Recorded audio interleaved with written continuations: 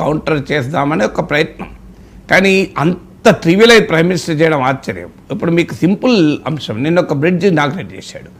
ఏమన్నాడు అక్కడ దాన్ని ఇనాగ్రేట్ చేస్తూ, 100 ఏళ్ల క్రితం ఒక గుజరాతీ బిడ్డ నిర్మిస్తే మళ్ళీ 100 ఏళ్ల తర్వాత దాని పునర్నిర్మాణ అవకాశం మరో గుజరాతీ బిడ్డకు దక్కింది.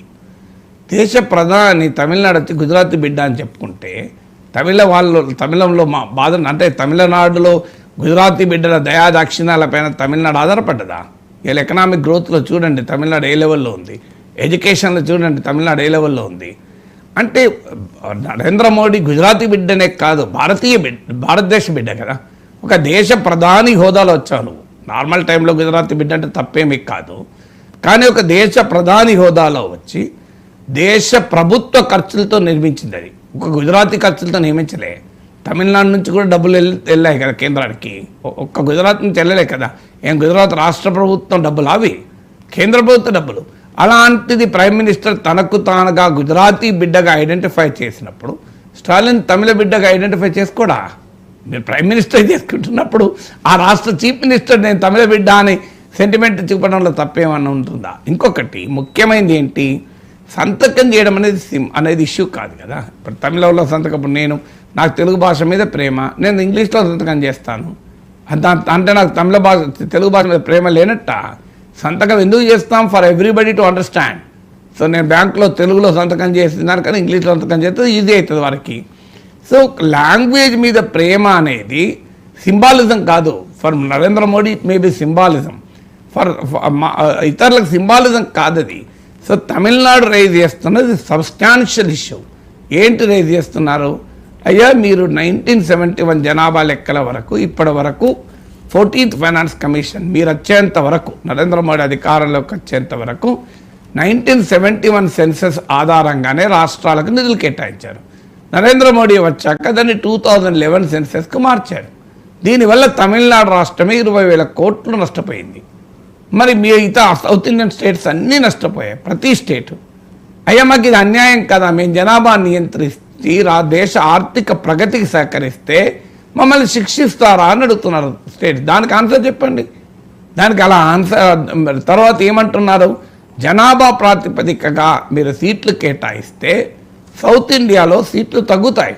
మీకు ఇదే 543 సీట్సే ఉంటే సీట్లు మళ్ళీ 2026 తర్వాత వచ్చే జనాభా లెక్కల ఆధారంగా గనక రీఅపోర్షన్ చేస్తే, పునః కేటాయిస్తే ఉత్తరప్రదేశ్లో 80 ఉన్నాయి, 91 11 సీట్లు పెరుగుతాయి. బీహార్లో 40 ఉన్నాయి, 50 అవుతాయి, 10 సీట్లు పెరుగుతాయి. తమిళనాడులో 39 ఉన్నాయి, కాస్త 31 అవుతాయి. కర్ణాటకలో 2 సీట్లు తగ్గుతాయి, ఆంధ్రలో 8 సీట్లు తగ్గుతాయి. ఇది కదా చెప్పేది. తగ్గవి 543 సీట్సే ఉంటాయి అని మోడీ చెప్పమనండి. సంతకాల గురించి ఎందుకు గోలా? పోనీ సీట్లు పెంచుతారనుకుందాం. సీట్లు పెంచితే ఏమవుతుంది? మీకు ఎంటైర్ సౌత్ ఇండియాకు ఇప్పుడు 24% రిప్రజెంటేషన్, 25% రిప్రజెంటేషన్ ఉంది. 129 సీట్స్ ఉన్నాయి. 543 సీట్లలో మీకు అరౌండ్ 129 ఉన్నాయి. రేపు అది కాస్త 14% పడిపోతుంది. మీకు ఉదాహరణకు ఉత్తరప్రదేశ్ సీట్లు 143 అయితే తమిళనాడు సీట్లు 10 పెరుగుతాయి అంతే. 39 కాస్త 49 అవుతుంది.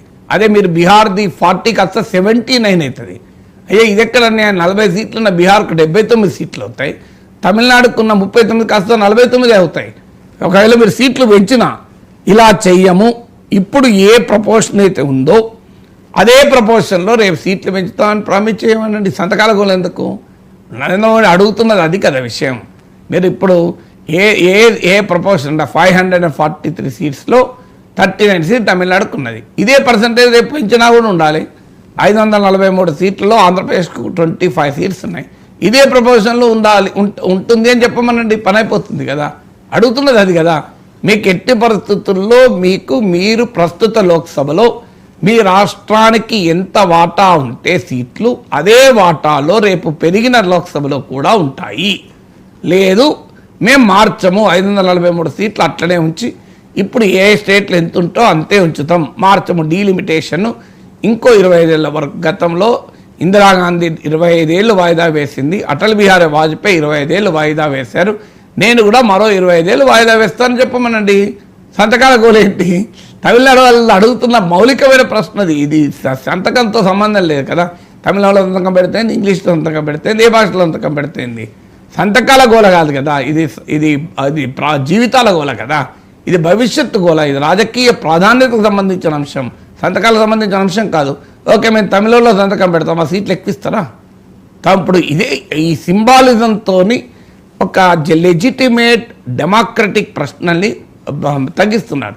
తమిళనాడు వాళ్ళ తమిళనాడు ఎంటైర్ సౌత్ ఇండియా అన్యాయం, మాకు నిధులు తగ్గాయంటే మీకు సెంగోలు పెట్టినాం పార్లమెంట్లో అని చూపెడుతున్నాడు. సెంగోలు పెట్టి మీరు చోళుల సెంగోలు పార్లమెంట్లో పెట్టాం కదా, కాశీ తమిళ సంఘం పెట్టినాం కదా, తమిళ సౌరాష్ట్ర సంఘాన్ని పెట్టాం కదా, సంతోషపడండి అంటున్నారు. అయ్యా మేము ఈ సింబాలిజం కాదు అడిగేది.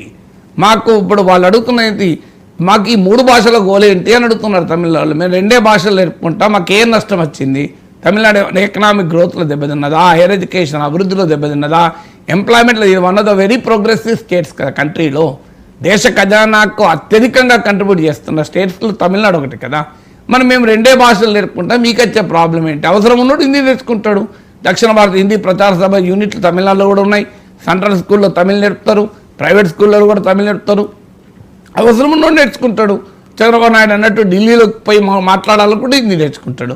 కానీ ప్రతి బిడ్డ పైన ఈ లాంగ్వేజ్ భారం ఏంటి? దానికన్నా సైన్స్, టెక్నాలజీ, మ్యాథమెటిక్స్ ఇవి నేర్పుకుంటాం అంటున్నారు.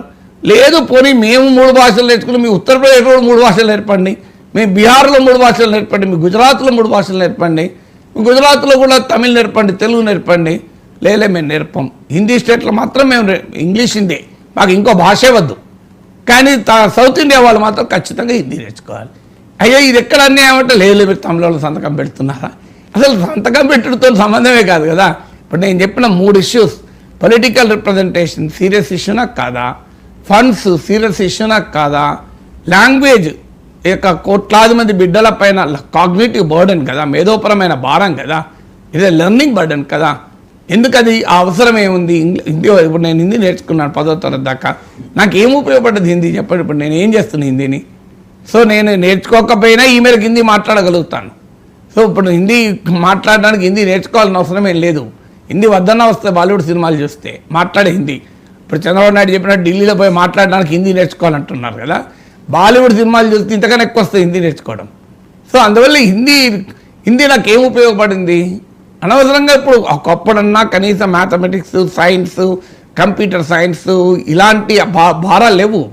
ఇవాళ ఆర్టిఫిషియల్ ఇంటెలిజెన్స్తో పోటీ పడాలి బిడ్డలు, ఇవాళ ఆటోమేషన్తో పోటీ పడాలి.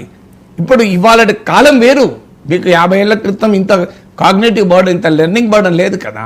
ఇవాళ 50 ఏళ్ళ ఇప్పుడున్న ఆధునిక యుగంలో పోటీ పడాలంటే యంత్రాలను మించిన తెలివి ఉండాలి. ఇప్పుడు ఆర్టిఫిషియల్ ఇంటెలిజెన్స్ చేయలేని పనులు మానవుడు చేయగలుగుతున్నాయి కదా, భవిష్యత్తులో మనిషి నిలబడేది. అలాంటి కాలానికి తగ్గట్టుగా యువతను బిల్డ్ చేయాలంటే యువతలకు ఇంకా పాత చింతకాయ పచ్చడిలాగా 3 భాషలు నేర్చుకోవాలి. 6 సబ్జెక్టులలో 3 భాషలే. భాష ఏమున్నది? భాష ఈజ్ ఓన్లీ ఫర్ కమ్యూనికేషన్. అవసరం ఉన్నోడు నేర్చుకుంటాడు. One who has to communicate will learn. భాష అన్ని భాషలు నేర్చుకుని నిజమే లోకేష్ అన్నట్టు జర్మనో జపాన్ పోయి ఉద్యోగం చేస్తూ నేర్చుకుంటాడు అని చెప్పి అందరు బిడ్డలకు జర్మనీ జపాన్ నేర్పుతావా? అందరికి ఎందుకు హిందీ? హిందీ అవసరం ఉన్నోడు నేర్చుకుంటాడు. హిందీకి ఎవరు వ్యతిరేకం కాదు, హిందీ నేర్చుకోవడానికి ఎవరు వ్యతిరేకం కాదు. ఖచ్చితంగా హిందీ నేర్చుకుంటారు అవసరం ఉంటే హిందీ ఏమున్నది ఏ భాష నేర్చుకుంటాడు. రాకేష్ శర్మ హైదరాబాద్ నుంచి పోయి మీకు రష్యన్ నేర్చుకోలేదా? నేనే చెప్పాను కదా, నేను 1987-88లో Moscow state university, Patrice Lumumba peoples french యూనివర్సిటీకి వెళ్ళాను. అక్కడ వెళ్ళినప్పుడు మాస్కో వెళ్ళినప్పుడు నేను నేర్చుకున్నాను కోమిత మీకు నేను మీకు చెప్పాను కూడా గతంలో, టోల్ కోవాయిసి వెజిటేరియన్ ఎస్కాయ ప్లూదా అని. అంటే నేర్చుకున్న న్యాస నియత్ టోల్ కోవాయిసి వెజిటేరియన్ ఎస్కాయ ప్లూదా. నేను నాన్ వెజ్ తినను, నాకు వెజ్ పెట్టండి అని చెప్పాను హోటల్లో. నేర్చుకున్నాను కదా. ఎందుకు నేర్చుకోను? ఆసక్తితో నేర్చుకున్నాను. కేజీబీ ఏంటి అని ఫస్ట్లో అడిగాను వెళ్ళి. అంటే కోమిత గొజ్జుదాస్తు వినవి బెదపాసన వస్తే అని చెప్పారు. నాకు గుర్తు 40 ఏళ్ళ కిందది, బహుశా కరెక్ట్ అనుకుంటాను, వెతకాలి. కోమిత గొజ్జుదాస్తు వినవి బెదపాసన వస్తే అని. ఇది నాకు రష్యన్ భాష వచ్చినట్ట. నేను ఎట్లా నేర్చుకున్నా? అవసరమైతే నేర్చుకుంటాం. ఫ్రాన్స్ పోతే ఫ్రాన్స్ నేర్చుకుంటాం. మనుషులు నేర్చుకుంటారు వద్దన్న. కానీ ప్రతి ఒక్కరికి ఎందుకు నేర్పాలి అని అడుగుతున్నారు. అది సీరియస్ ఇష్యూ కదా. ఈ ఆధునిక కాలంలో సైన్స్, మ్యాథమెటిక్స్, టెక్నాలజీ ఇలాంటి అనేక అంశాలు నేర్పాలి. 30 ఏళ్ల క్రితం కంప్యూటర్ క్లాసులు అవసరం ఉండనా 10th క్లాస్ లోపల పిల్లలకు? 30 ఏళ్ల క్రితం లాజిక్ నేర్పాల్సిన అవసరం ఉండనా? 30 ఏళ్ల క్రితం పిల్లలకు కోడింగ్ నేర్పాల్సిన అవసరం ఉండనా? ప్రాబ్లమ్ సాల్వింగ్ కెపబిలిటీస్ ఇంత నేర్పాల్సిన అవసరం ఉండేనా? ఇప్పుడు ఇవన్నీ నేర్పాలి. పైగా నీకు మళ్ళీ భాషలు 3 నేర్పాలి. అయ్యో ఎందుకు? హిందీ అవసరం ఉన్నో నేర్చుకుంటాడు, మదర్ టంగ్ కంపల్సరీ నేర్పాల్సిందే. English global language of communication, ఈ 2 స్కూల్లో నేర్చుకుంటాడు. 3వ భాష అవసరం ఉన్నో నేర్చుకుంటాడు. ఆ 3వ భాష ప్లేస్లో నేను కంప్యూటర్ నేర్చుకుంటాను, టెక్నాలజీ నేర్చుకుంటాను. మీరు ఏ తల్లిదండ్రులు అడగండి తప్పో చెప్తారు. ఏ తల్లిదండ్రులు అడిగి మీరు 10వ తరగతి చదివే బిడ్డలు ఉన్న తల్లిదండ్రులు పోయి అడగండి, మీ బిడ్డకు స్కూల్లో హిందీ అవసరమా, కంప్యూటర్ నేర్పమంటారా? ఇంగ్లీష్ తెలుగు కాక నేను ఛాలెంజ్ చేస్తాను, 99% హిందీ అవసరం లేదని అంటారు నా అంచనా. సో హిందీ అవసరం ఉంటే నేర్చుకుంటారండి. హిందీ ఏమున్నది, బాలీవుడ్ సినిమాలు చూస్తే హిందీ వస్తుంది అని. సో మీకు కంప్యూటర్ నేర్పండి అని అంటారు. మీరు ఆప్షన్ ఇవ్వండి, హిందీ ఆర్ కంప్యూటర్ ఆప్షన్ ఇవ్వండి. ఆంధ్రప్రదేశ్లో తెలంగాణలో పిల్లలు ఏది నేర్చుకుంటారో చూడండి. ఒక్కసారి ఆప్షన్ అడగండి తల్లిదండ్రులని, హిందీ లేదా కంప్యూటర్స్, హిందీ లేదా లాజిక్ నేర్పడం. ఆధునిక కంప్యూటర్ యుగంలో లాజిక్ చాలా కీలకం, ప్రాబ్లమ్ సాల్వింగ్ క్యాపబిలిటీ చాలా కీలకం. అది నేర్పండి. ఇది ప్రపంచం మారుతున్నా మేము మారము, బలవంతాన మీరు హిందీ రుద్దుతాం అని దీన్ని కదా వ్యతిరేకించి, అది వదిలేసి తమిళంలో సంతకం చేయలేదా, తమిళంలో సంతకం చేస్తేంది చేయకపోతేంది అంటే ఒక substantial serious issues of public డిబేట్ను ఒక ట్రీవియల్ కామెంట్లతో ఎదుర్కొనే ప్రయత్నం తప్ప మరొకటి కాదు కదా. నెక్స్ట్ ఇక హైదరాబాద్ స్థానిక పంజాబ్